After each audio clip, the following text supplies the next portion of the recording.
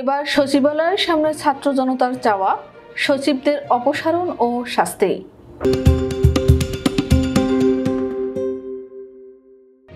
শেখ হাসিনা সরকারের সময় দায়িত্ব পালন করা সচিবদের অবিলম্বে অপসারণ সহ শাস্তির দাবিতে রাজধানীতে সচিবালয়ের সামনে বিক্ষোভ করেছেন একদল ছাত্র জনতা। রোববার বেলা 11টা থেকে তারা সচিবালয়ের সামনে অবস্থান নেন। এ সময় তারা সচিবদের বিচারের দাবিতে বিভিন্ন স্লোগান দেন। একই সঙ্গে যারা এখনো কর্মরত আছেন তাদের দ্রুত অপসারণের দাবি জানান। বিক্ষোভরত ছাত্র জনতা বলেন, শেখ হাসিনার সময় যারা সচিব ছিল তাদের দ্রুত অপসারণ চাই। তারা শেখ হাসিনা সরকারের দালাল। আমরা চাই আইনের আওতায় এনে তাদের ফাঁসি দেওয়া হোক। সেজন্য আমরা এখানে মিছিল করছি। তারা আরো বলেন, যারা এখন দায়িত্ব পালন করছেন তাদের ব্যাপারেও আমাদের একই দাবি।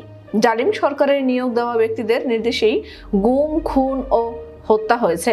এদিকে একই সময় সচিবালয়ের ভেতরে পদবি বঞ্চিত বিক্ষুব্ধ শত শত কর্মকর্তা কর্মচারীর এক সমাবেশ অনুষ্ঠিত হয়েছে। সমাবেশে জনপ্রশাসন মন্ত্রণালয়কে 48 ঘন্টার আলটিমেটাম দিয়েছেন বিগত 17 বছর পদবি এবং পদোন্নতি বঞ্চিত এই কর্মকর্তারা।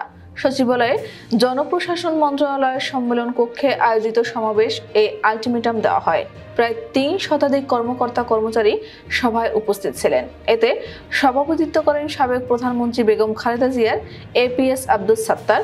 তারা 48 ঘন্টার মধ্যে আওয়ামী লীগের পদলেহী সচিব থেকে অফিস সহায়ক সকলের অপসারণের আলটিমেটাম দিয়েছেন।